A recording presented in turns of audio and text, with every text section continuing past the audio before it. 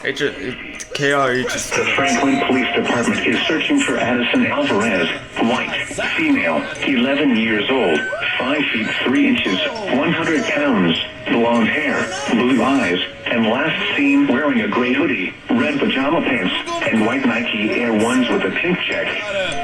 Police are looking for Melissa Renee Salazar, white, female, 35 years old, 5 feet 03 inches, 100 pounds, brown hair, brown eyes, in connection with her abduction. Law enforcement officials believe this child to be in grave or immediate danger. If you have any information regarding this abduction, call the Franklin Police Department.